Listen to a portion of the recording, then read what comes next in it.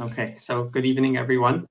Thank you for joining us. We're going to do a run-through and a tutorial of the Seder, the Passover Seder, so that whoever wants could have all of the steps and all of the information on how to do a Seder at home. So do-it-yourself Seder.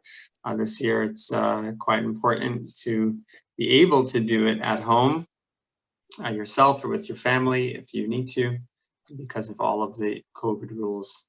So hopefully things will get better with COVID. Hopefully we're seeing the light at the end of the tunnel now, but we need to right now prepare ourselves for Passover or Pesach. So let's get right to it. The first thing I think that we should talk about is not the actual Seder, but the preparation and what we need before the Seder, so that we could be ready and have whatever items we need for the Seder. So the most important item or items we have for you. So if you didn't get it yet, we have matzah, we have grape juice, kosher wine is available in Reykjavik right now. There are 4 beautiful kosher bottles of wine. And we have information on the website which bottles they are and where they're available. So the first thing is that we have these essential items available for you. So that's taken care of. You just need to be in touch with us. Give us a message if you weren't in touch with us yet. Let us know when you're able to come pick it up, and we will have it for you in a package. And if you're not able to come pick it up because of quarantine or because of something else, then let us know, and we will do whatever we could to get that Pesach stuff to you. Okay, so moving right along with the preparation of Pesach and this Passover Seder, we have a very special mitzvah, very special tradition, and very much connected to eating the matzah. So the matzah, as we all know, is unleavened bread. So the dough did not have a chance to rise, it didn't have a chance to ferment. And that is the matzah that we eat. It takes less than 18 minutes for the entire preparation and baking process, because apparently within 18 minutes or when it reaches 18 minutes, at that point it starts to rise, and that's something that we stay away from. So on Pesach, this is the very special mitzvah and tradition to eat matzah.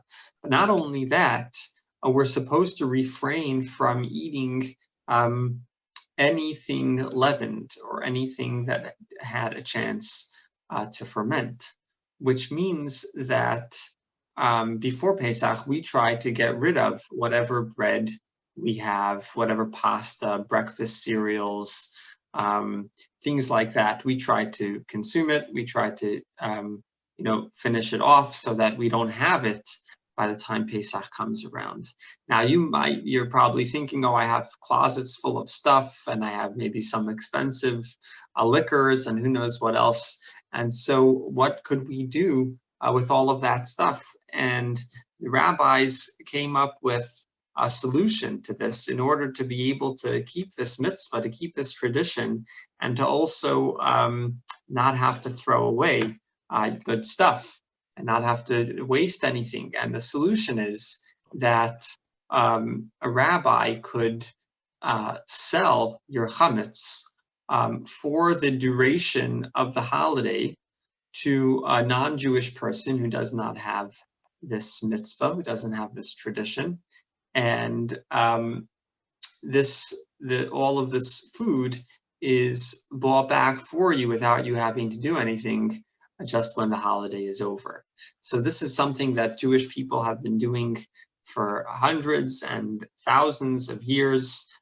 This is the way we do not own any chametz, anything leavened on Pesach, and it's really easy to do this Nowadays, especially with the internet, on our website at jewishiceland.com/Pesach, there's a button for sell the chametz. Don't worry, you're not going to get into any legal trouble. There's nothing dangerous that's going to happen.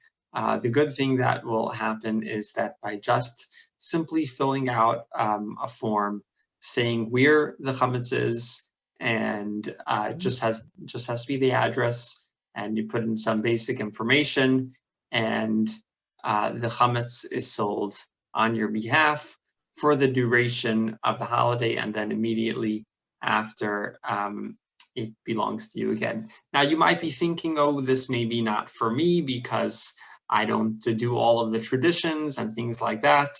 But guess what? This tradition is for everyone. Even if you don't do everything, it doesn't matter.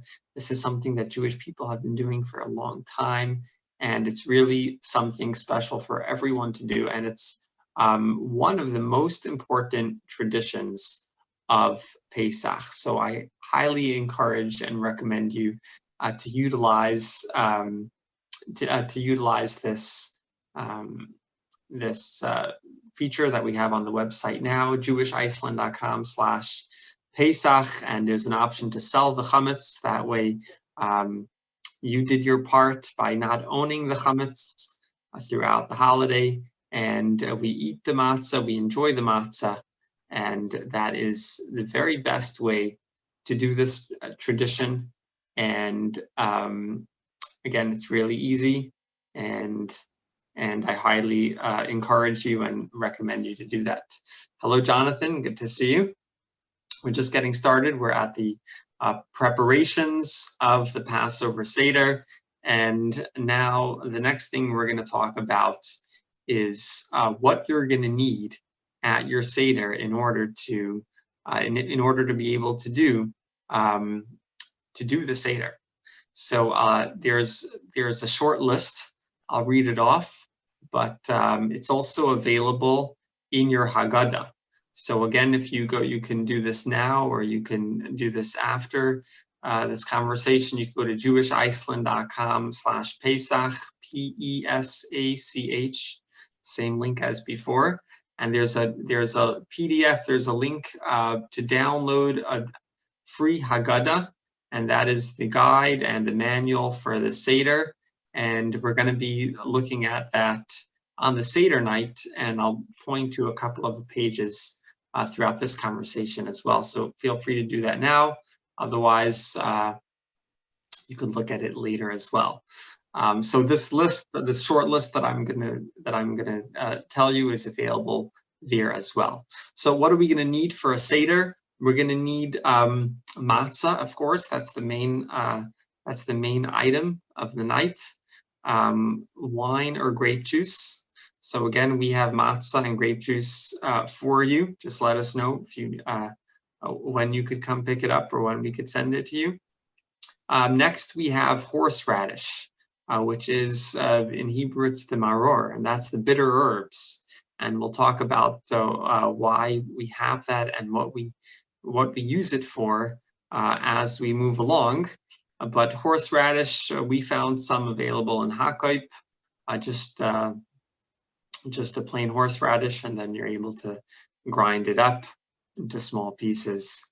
The next thing we have is either some vegetable. So you have a choice of potato, onion, or parsley, something like that. Also, salt water. So it's just some salt mixed into water. We'll talk about what that represents and why that's needed when we get there. The next thing is charoset. That's in Hebrew, and that's a dish. It's a blend of nuts, usually walnuts or something similar, apples, pears, and wine. So nuts, apples, pears, and wine. Many people put it in the food processor. Turns into like a paste, and it's a very sweet and nice tasting dip. And again, we'll talk about in a bit what that's for and what that represents. We also have a hard-boiled egg, We also have the zeroah, which is, that's in Hebrew, that is the shank bone. It could be, bone of a chicken or something like that. Those are all the Seder plate items. And then we also, of course, have a holiday dinner. So anything else that you want to include in your holiday dinner. So that's that should be added to this list. By the way, if throughout this conversation, hopefully it's not going to be that long, feel free to ask questions, make comments. So it's really a conversation, not a class, but I'm going to go through it until somebody lets me know that there's something that you want to discuss further, or some question or comment that you'd like to make. So please feel free at any time. Okay, so now we know what we need for the Seder. We have the Seder items in place. What do we do with all of those items? So I don't know if you have your Haggadah in front of you, but in case you do, on page 18, you could see a diagram, a picture of what the Seder plate should look like. So I'll just describe it to you in case you don't see it in front of you right this minute. The Seder plate is the way we put it together, and the way we build it is, first we put 3 matzahs on top of each other, and 3 matzahs represent all the different types of Jews. And then on top of the matzahs we have the plate, and that's the Seder plate. And you have 6 items on the plate. And if you look at the diagram on page 18, you could see how they're set up. So on the top right, you have the, if I remember correctly, you have the shank bone. On the top left, you have the egg, and then in the center, below those two, you have the maror, the bitter herbs, the horseradish, and then a little bit lower, bottom right, you have the charoset, the paste of the sweet paste that we talked about before. On the left bottom, we have the vegetables, so the potato, onion, or parsley. And in the bottom center, at the bottom of the circle, we have another portion of the horseradish. And well, in just a bit, we'll get to the reason why we have a second portion of that. Okay, so now you have your Seder items, and you have your Seder plate, and you're all ready to start.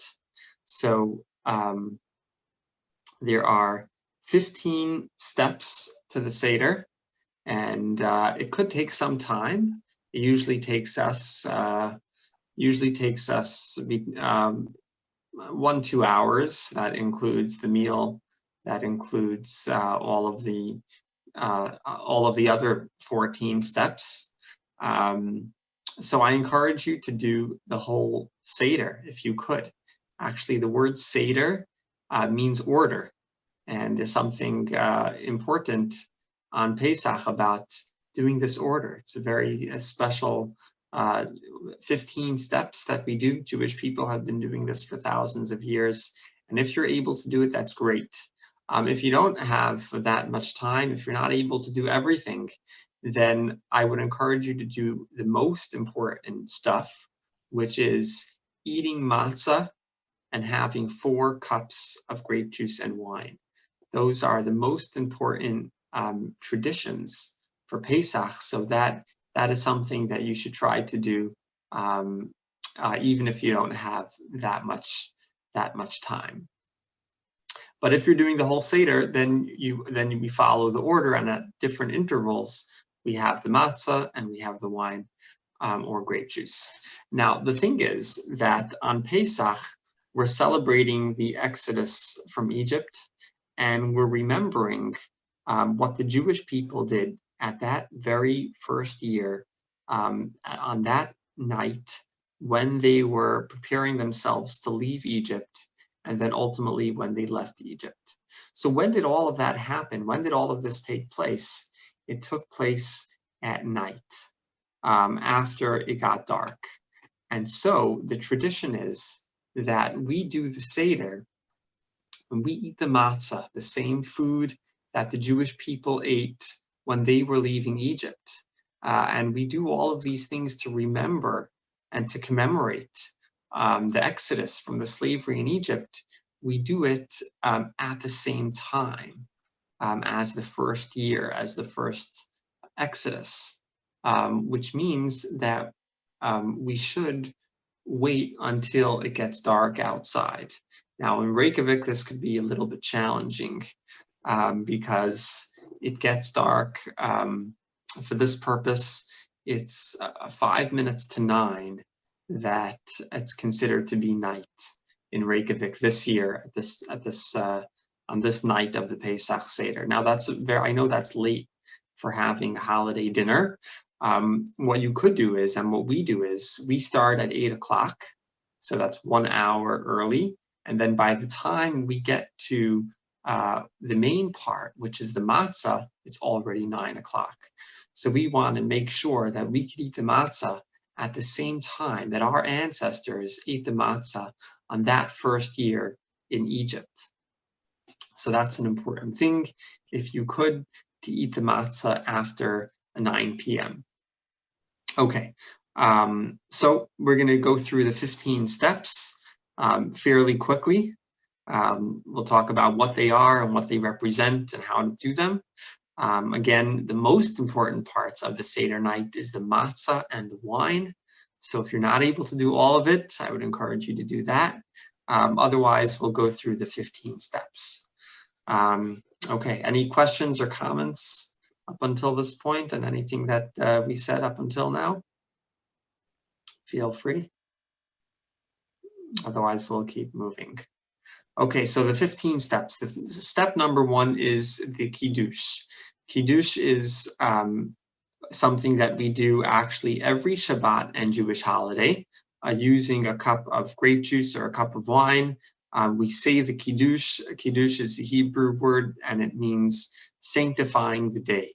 And so we could, the Jewish way of making a day special and sanctifying it is by saying the Kiddush, saying a blessing on the wine. And this is showing how this is a special day, this is a holiday. And just like we do it on every Shabbat and holiday, we also do it on Passover, we also do it on Pesach, because it is indeed a special day. But there's something a little bit different about the way we do Kiddush on Passover. You see, on Pesach, we're celebrating our freedom. So there's a lot of things that we're going to do to act like,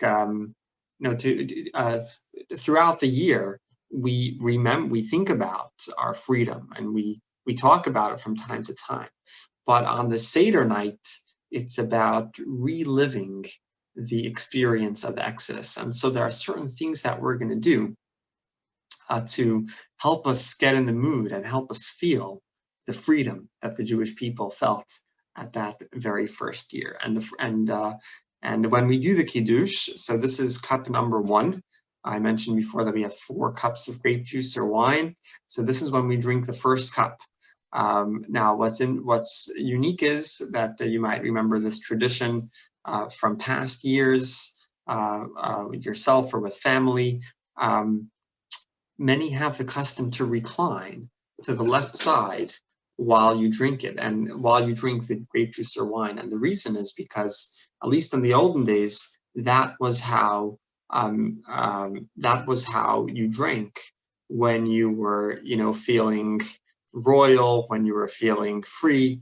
So just to lean, in those days, I guess they had like these recliners or couches where they would eat. So we might have regular chairs, but we'll still like lean back like this on the left side. The left side is for health reasons, so it shouldn't go down the wrong pipe. But this is an expression of the freedom, and we're behaving like royalty and getting into that mood. So that's the Kiddush. That's step number 1. Step number 2 is to wash our hands, and this is not because of COVID. Normally, whenever we have a Shabbat meal or a holiday meal throughout the year, right after the Kiddush, we wash our hands and we eat the bread, the challah. The reason we wash our hands is because this is what the Kohanim, this is what the priests did when they started their service in the Holy Temple. And what's the connection between our meal and the Holy Temple? That's for another conversation. But the bottom line is that we always wash our hands at the beginning of the meal before we open the challah and eat the bread. Now, at this meal, we're still not ready to eat the bread, in this case, the matzah. But nevertheless, we wash our hands and then we sit back at the meal and continue doing other things. And the reason we wash our hands is because what we're trying to do is perk the curiosity and the interest of the children. And we want the children to notice that something is really weird about what's going on. We have weird food on the table. We have this plate with these 6 strange items. We have a different schedule than we normally do. Everything is different, and we want the kids to ask. We want the kids to say, why is this night different than all other nights? Manishtana halayla hazeh mikol halilot. We want the children to ask the questions. And questions are very important in Judaism. It's not about blind faith. It's not about following orders. It's about learning. It's about understanding. It's about appreciating. And throughout the year, this is true. But this is especially true on Pesach, on Passover. We want the children to ask, and we want the conversation to start. We want to be able to tell them the story of Passover, of the Exodus, but we want it to be in this way of questions and answers. We want to arouse their interest, their curiosity, and so that's why we do some strange things at the beginning to get their reaction. Okay, after we wash our hands, we sit down and we take a vegetable and we dip the vegetable in the salt water. And we eat it. Doesn't have to be a lot, just a taste, just a bite. And the reason why we do that is because the salt water represents the tears. Now, in order to, tonight, on this night of the Seder, what we're trying to do is relive and experience the freedom. But in order to do that, we first need to appreciate the slavery, the hardship, and the difficulties in order to appreciate the freedom. And so we're going to do certain things on this night to try to relive some of that bitterness. And the first thing that we do is at step number 3, when we dip the vegetable in the salt water, that salt water reminds us of the tears of our ancestors throughout this difficult slavery. Okay, the next thing we do is step number 4 is we break the matzah in half. If your matzah is already broken, that's because it came. That's because it came all the way from Israel or from New York or wherever it was made, and perhaps it was not. Perhaps it broke along the way. But regardless, we even if your matzah is whole, you'll break one matzah in half. And the reason what we do with that matzah, half of it we leave it on the table with the Seder plate, and then the other half is the afikoman. It's you might be familiar with that. We put that away, we put that aside, and that is the dessert on Pesach. It's not a very exciting dessert. We'll talk about that a bit later when it's time for dessert. But that is the matzah that we hide. You might be familiar with the tradition of the kids trying to find it. And when they do, we promise them all kinds of prizes and gifts. So they return it to us so we can use it. So the kids are happy. The adults are happy that they got the matzah back. And then that's a successful Seder. Actually, some people don't have that tradition. Some people are careful to teach the kids not to take it, not to steal it, so to speak, because we're trying to teach them to not to take things that don't belong to them. So some people want to be extra sensitive to that. So if you feel like that, then you could promise your kids gifts, Pesach gifts anyways, and everyone will still be very happy. Okay, so that is 1, 2, 3, 4. So that's the fourth step. We break the matzah in half. We keep half on the table, put half away. And the reason why we do that is because, again, we're trying to experience and relive some of the challenges and difficulties of the slavery. And the broken piece of matzah represents poor man's bread. A poor person doesn't even have enough for a whole loaf. It's only a piece of a loaf. It's only a piece of bread. And this is how the Jewish people lived at that time. They had so little, and they were suffering. And this broken piece of matzah represents that brokenness. And it also represents, when we have just a half Seder, a half of matzah on the table, it reminds us that we are never complete without each other. We always need each other to be whole and to be complete. Okay, next step number 5 is to talk about the miracle and to talk about the story of the Exodus with some detail. And this is all printed in the Haggadah.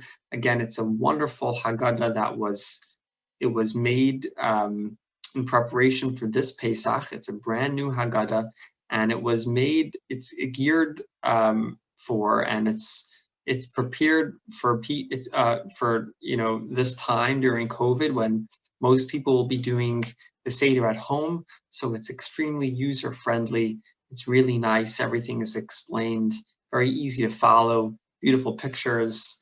So I encourage you to download that Haggadah to print it out if you could. And so much of the Haggadah is the story of Passover, the story of the Exodus, and this is step number 5, to read the Haggadah. And the beginning of the Haggadah is a paragraph called Heilach Ma'anya. Of course, it's in Hebrew and in English. This first paragraph, it's really inviting anyone who wants to come to the Seder. So we know that we're not complete without each other. We always are responsible for each other. So we always want to invite. If someone does not have a place to go for the Seder night, this is the invitation. Of course, we could invite ahead of time as well, but we open up the Seder with this invitation.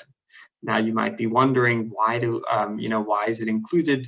Why are we saying it, announcing this invitation once we're already sitting? So the first answer is that it's symbolic. We're showing that we want to give everyone the opportunity, and of course, if we were able to, we invited people before Pesach began. But on a deeper level, we're also inviting ourselves to the Seder, that we should be present. We should take in the experience. We should feel it. We should bring it home, so to speak, and try to take some lessons from Pesach and from the Seder into our lives, so that we could be more free in our personal lives, in whichever area we might need some more liberation and some more freedom. Everyone has their things where they might be a little stuck, and the time of Pesach is the time to collect that inspiration, to be able to break free from whatever limitations we feel that we might want to break free from. Then we have the Manashtana. The kids ask the 4 questions. Now, this is not only for the kids, even though the kids are the first ones to do it. It's also for adults. We all have the child within us. We ask the 4 questions to ourselves, to each other, to God. And these questions are for everyone to ask. And if you have your Haggadah, it's on page 30 and page 31. You could see the 4 questions. The Haggadah continues. It talks about all the different types of children, all the different types of people who show up to the Seder. We have the righteous ones, we have the wicked ones, we have the simple ones, we have the ones who who are not so knowledgeable, the message is that the Seder is for everyone. Everyone is welcome to the Seder. Everyone is invited, and there's a place for everyone. And there's some interesting things, some very interesting things included in the Haggadah. I'll just mention a couple of them very quickly. One is a passage called Vihi Sha'amda. We talk about how not just in the time of the Exodus, 3,000 years ago, but in every generation there are people who stand up against us and try to destroy us. And the bottom line is that we are here to tell the tale. We're still here. We survived. We thrived. And we're a miraculous people. We're still here today. And this is, a song of thanks, a song of gratitude, a very beautiful one. We talk about the 10 plagues. And while we talk about the 10 plagues, we also spill a little bit of wine onto our plate. Not the Seder plate. We don't want to make any of that food dirty, but we pour a little bit of wine onto a separate plate. And the reason we do that is because even though the Egyptians were so cruel to us as a people, and they enslaved us for 86 years of bitter slavery and torture and all kinds of difficult times, nevertheless. And so you might say that they deserved all of the plagues and everything that they got, and that's true. But at the same time, we never like to see people suffer, even if there are enemies. And so when we pour wine into another plate, that represents how we're trying to show compassion for other people, for other human beings, God's creations, God's people. And pouring the wine is showing that compassion. So even though there are enemies and they deserved it, but nevertheless they suffered and they were in pain from these plagues, and we want to show compassion to them. Okay, we finish off the Haggadah on page 58, 59, and 60. This is the most important part of the Haggadah. So again, if you don't have a lot of time to read the whole thing and to talk about the whole story, I would encourage you to look at those 3 pages, which is the most important part of the story, and it's the most important part of the Haggadah to read, page 58, 59, and 60. It sounds like a lot of pages, but it's actually a really big font and really big print. It's just a few sentences on each page.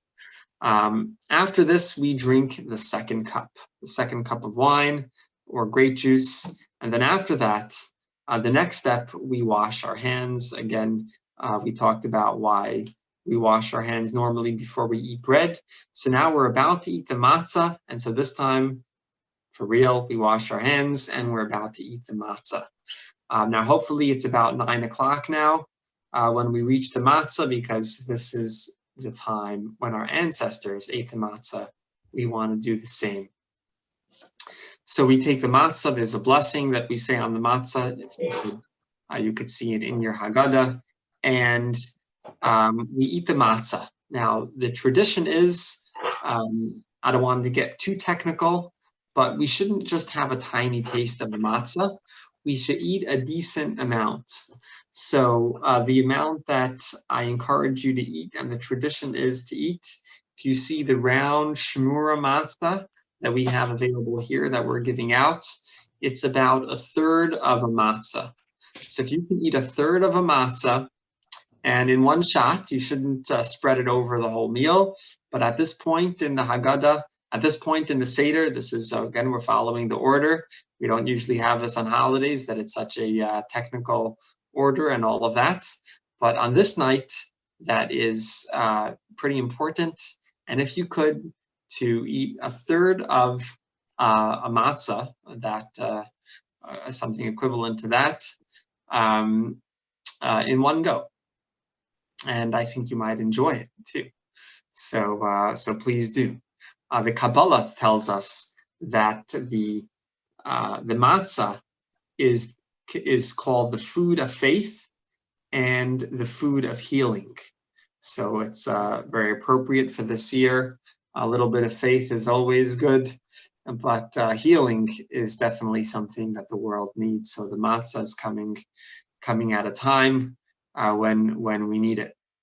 After we eat the matzah comes the bitter herbs. And again, we're trying to relive the whole story, not just the freedom, not just the Exodus, but in order to appreciate that, also to relive the difficult parts. And we eat the horseradish. You don't have to eat a lot. A spoonful is good enough. Many people wrap the horseradish, the ground horseradish, in a couple of pieces of lettuce, romaine lettuce or other lettuce. And if you like sharp things, you might like it. Otherwise, you might shed a couple of tears. And that will remind us of the bitter slavery that the Jewish people experienced at that time in Egypt. So that is the maror. That is the step of the bitter herbs, the horseradish. Next comes the sandwich. And in the olden days, in times of the Holy Temple, there was the Pesach offering, and it was a wonderful piece of meat. And they would do a sandwich. They would take the matzah, the horseradish, and the meat all together and eat it in a nice sandwich. Nowadays, we don't have the Holy Temple. We therefore also don't have the Pesach offering, but we still want to do the sandwich, so we do a sandwich just with matzah and the bitter herbs. So now you know why we have 2 portions of the maror, 2 portions of the horseradish on your Seder plate, because once is to eat separately, and the second portion is to eat in the sandwich together with the matzah. After this, finally, step number 10, we have the holiday meal, whatever you prepared for yourself, some fish, whatever it might be, some chicken or some meat. We have some chicken available here. Some kosher chicken. We would love to share with you. If you would like, please let us know. So that's the festive meal. Then comes the dessert. Now, as you remember from before, the dessert is not cake or fruit, but it is actually more matzah. And in the olden days, they would finish off the meal with this delicious meat of the Pesach offering, and this is what this is the taste that they left in their mouth, for the night, or not to have any other taste in their mouth. They wanted to finish the Seder with the taste of the Pesach meat. Now today we don't have the Pesach offering, so we have matzah in its place, this matzah that we hid before, and the matzah is the dessert, and it's the last thing that we eat. The Seder, it's the taste that we want to linger in our mouth for the rest of the Seder. After that, we have another cup of wine or grape juice. That is cup number 3. After that, there is a very special tradition to open the door to the outside, or to the hallway if you live in an apartment. And the reason for this is because tradition has it that Eliyahu Hanavi, Elijah the prophet, visits every single Seder. In every single country, in every single home, Elijah the prophet comes to visit the Seder. And we open the door for Elijah. And it's a special moment for prayer, to pray for whatever you want. And the idea is that we open the door for Elijah the prophet, and God opens up the doors of heaven for our prayers. And it's very special, a time for prayer. Even if it's just a moment, it's a very beautiful tradition. When we're done with that, there's a few more passages in the Haggadah that we could read, and it talks about praising God and thanks to God. And it's really 2 things. It's gratitude for the past. It's thanks to God for the miracles that he already did for us in the past. And it's also for the miracles that will come in the future, for the good things that will come to us in the future. It's a prayer and thanks for the future, including for the time of Mashiach, And we include in the Haggadah, the end of the Haggadah, it says, L'shana haba'a b'Yerushalayim, next year in Jerusalem. This is a phrase that Jewish people have been saying throughout the ages, throughout the exile, through bitter times, difficult times, and happy times. We always wish each other at the end of the meal. Next year in Jerusalem, L'shana haba'a b'Yerushalayim. There are some wonderful Pesach songs that you can also find in the Haggadah. Echad mi odea, who knows one, beautiful song with all these different numbers and Jewish. It's the Jewish number song, and there's the Chad Gadya. All these wonderful songs that people love to sing, the very Pesach, the traditional Pesach songs. There are a handful of them. You could find those in the Haggadah as well. And then after this, we have the final cup of wine or grape juice. And with this, we completed the entire Pesach Seder. So if you're with us up until this point and you're able to do all of this, you completed the entire Seder. And that's an amazing accomplishment. And hopefully it's an inspiring evening and a meaningful evening, and they have a wonderful time and with delicious food. Again, this is Saturday night. We hope that we could eat the matzah at about 9 o'clock. So good to start at about 8 o'clock if you could, or 8:30, whatever it is, so that you could do the main parts of when it's considered to be dark, when it's considered to be nighttime. So Saturday night, 9 o'clock or a bit earlier, is the time for the Seder. So this wraps up the Seder. And again, please reach out to us if you didn't have the opportunity yet about getting your matzah and other Pesach items that you might need. And congratulations for your DIY Seder, Passover Seder, do-it-yourself Seder. And it should be a wonderful Seder, a meaningful Seder, and hopefully we say next year in Jerusalem, but this year we could also say next year without COVID. And it doesn't mean that we should wait an entire year until we can get to Jerusalem, and it doesn't mean that we have to wait an entire year until we're done with COVID, but the prayer and hope is that by the time next year comes, it's already behind us. We're already there. It's already behind us, and it should happen immediately. It should happen immediately, and by next year, we'll already be in a much better place. So happy Pesach, happy Passover. You can find some of the links. All of the links that I mentioned are at jewishiceland.com/Pesach, PESACH. You can find a number of things there that you might find helpful. And it should be a wonderful Pesach and a happy Pesach.